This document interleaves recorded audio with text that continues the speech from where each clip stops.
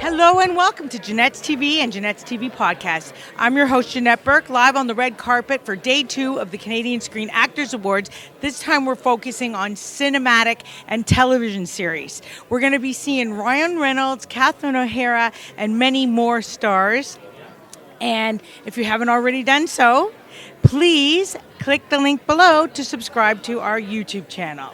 I also want to remind you that you can support us by buying these incredible t-shirts and sweatshirts with either the JTB tagline and logo or an inspirational saying made by me and a previous guest in a previous episode. The choice is yours. All you have to do is choose your color, your size, and whether you want the logo and the tagline or the inspirational saying. It'll all be sent to you conveniently straight to your front door and include shipping and handling. Now, before we get on with today's episode, we're going to have a word from our sponsor, so please stay with us. Hey, I'm Jeanette Burke from Jeanette's TV and Jeanette's TV podcast, back at the red carpets at the Canadian Screen Actors Award, where I have to be dressed. So, thank you to Sachet Boutique in the heart of Thornhill at Yonge and Centre for another amazing outfit that has helped me stand out. If you have a special event coming on and you want to stand out, go visit Sheba. She will help you with her incredible collection of beautiful designer gowns and cocktail dresses from all the best European designs at very affordable prices. Are you the first woman to do this job? I am not the first woman. There's a long line of them, actually. We've done well over the years. Okay, great. Yeah, I think, for me, this job it's all about celebrating, and I pretty much love a really great cocktail party, and as a Canadian, I can endure a whole week of parties. It's just been wonderful. We have such an incredible team, and of course, representing the Academy community is extremely special. These are my peers, and I feel some days I probably have the best job in Canada. How did you get this job? I've worked in the industry for over 27 years and applied for the position late last year, mid last year, and went through a series of interviews. So I'm fairly new. This is my first year leading the Academy. So I've been with the Academy since October last year. I'm learning a lot. But again, we're all very connected in this industry, in this world of ours. And coming into it, I did, have a lot of connections and knew a lot of people. So what's the most challenging thing you have to face in the job? I think the most challenging thing really is the people that sometimes aren't nominated or don't win, because we do have such high-level caliber of quality, talented people here in Canada, and I wish we could recognize all of them. But it is a competition in a sense, but these awards truly change the trajectory of people's careers. And they're something that is really looked at favorably, and sometimes, everyone works so hard behind the scenes to get these productions out, and, sometimes it might be a little bit of a letdown not being recognized for it. Is there anything you would change if you could? I was laughing earlier, my big thing in being involved in film festivals and so on over the years is when people would say, "Oh, should I go see that?" And I'd say, "Yes, absolutely, you'll love it." And they'll say, "Oh, but is it Canadian?" And that was sometimes coming across as a little bit derogatory. Oh, yeah. It's changed over the years. And part of what we did was you go watch the film and you let me know your opinion rather than knowing, if it's Canadian. And now it's so wonderful to see that is completely changed. That idea of pigeonholing and having a predetermined concept of what we create here, we are quality, talented creatives, and we're proving it every day. Certainly are.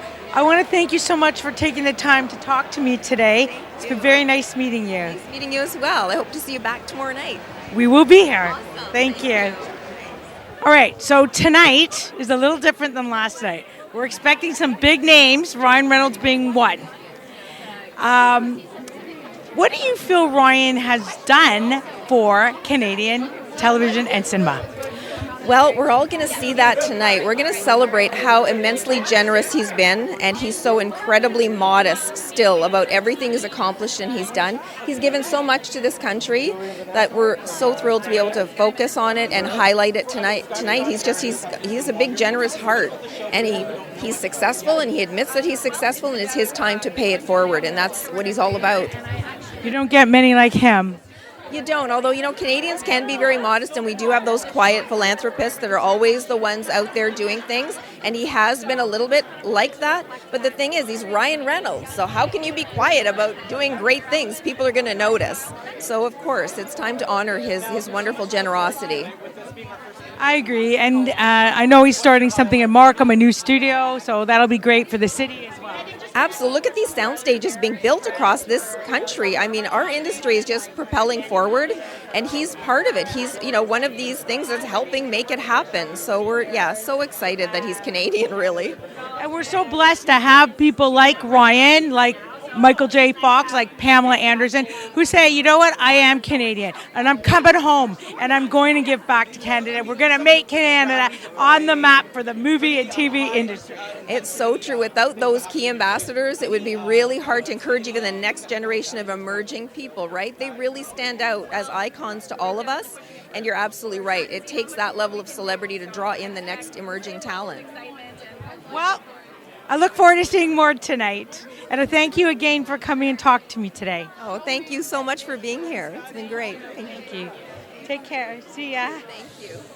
Thanks for being with us today on Jeanette's TV and Jeanette's TV podcast. I'm your host, Jeanette Burke, signing off. Please remember to like, comment, and share all our posts with your family and friends. You will find us everywhere on the streaming side, Facebook, LinkedIn, Pinterest, YouTube, Vimeo, Instagram, and the list goes on. On the podcast audio side, you will find us on iHeartRadio, Apple, Anchor, Buzzsprout, BuzzFeed, and so many more.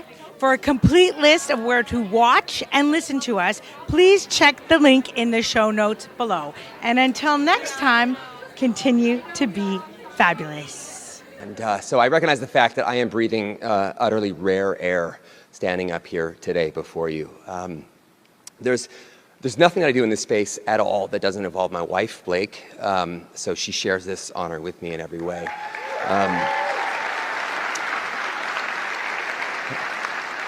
The main reason I'm standing here accepting a humanitarian award is because of how selfish I am.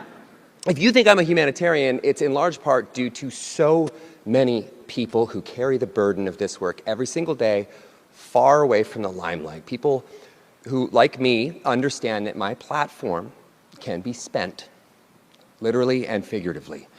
And for whatever it's worth, the more that I spend in this space, the more that is returned to me, the more that comes back to me. Now, I don't necessarily mean in money. I mean in insight. I mean in friendships. I mean in new ways of looking at the world. Now, I'm certainly not here to tell anyone how to live their life.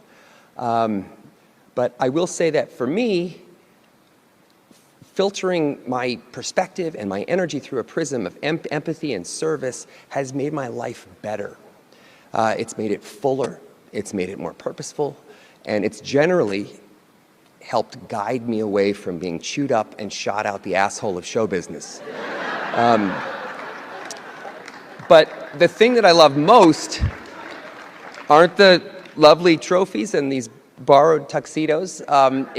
It's pulling as many folks into this amazing journey as possible. It makes it so much more fun. It's sharing it. It's being exposed to some of the world's most gracious and interesting and diverse people who've shaped me and reshaped me over and over again, people who've helped me and forgiven me and used their lived experience to teach me, even when that work was for me to do, not them. You know, words are just way too clumsy to describe what these people mean to me, so I'm going to attempt to quickly and no doubt poorly thank them here.